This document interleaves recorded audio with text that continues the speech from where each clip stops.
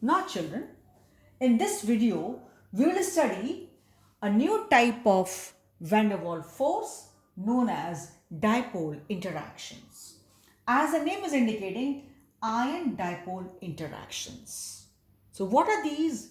Naturally, force of attraction which develop between ion and a dipole molecule. So let us see few points. Attraction between an ion, it can be cation or anion, and a polar molecule. Let's say best example, water, because we have to have one ionic compound and a polar molecule. To have ions, we need to have ionic compound. So best example for this will be, for polar molecule will be water, and here we can take any ionic compound, say NaCl. Its strength depends upon the charge and size of ion and magnitude of dipole moment and size of polar molecule. Dipole moment, children, is quite high in water molecule.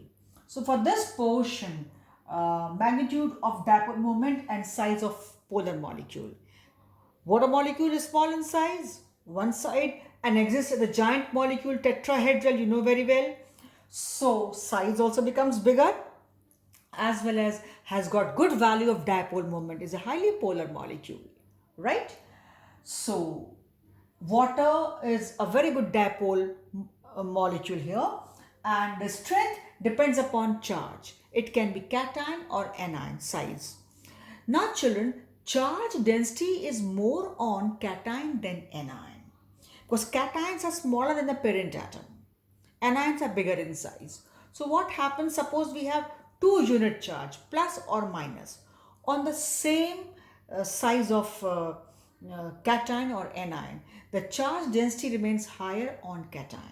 Suppose I have charge Ca2 plus and I have got O minus minus, or any other species having same unit of charge plus or minus.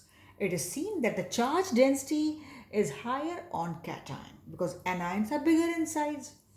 So it is more prominent, more often seen, observed, or say assumed between the cations and polar molecule like water. Example, when you put NaCl or any ionic compound in water, it gets hydrated and finally gets dissolved into this. Water, we know all, is a very, very good polar molecule, polar substance. So when you put NaCl in water, out of Na plus and Cl minus, Cl minus becomes bigger in size and Na plus smaller in size. So smaller the greater the charge density, it will be greater on Cl Na plus. So what happens? More of water molecules, its O part, they get attracted towards Na, and this Na, this cation, undergoes hydration, to which we say hydration of cation. Right, children? So it's a force of attraction which develops between ion and dipole interactions, dipole molecule. Ion, you can say any ion, cation or anion, but more prominent, more pronounced in your cations because they have got higher charge density. And the polar molecule, very good example, we have water. So in case of water, the hydration of this cation Na plus during its dissolution in water involves this force of attraction called ion dipole interaction. So just have an idea.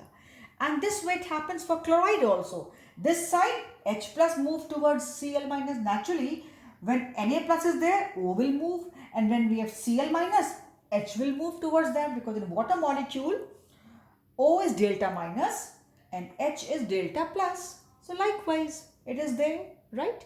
I have not shown delta minus minus, no need. Delta minus means a partial negative charge is there and there is a partial positive charge. Partial negative, partial positive.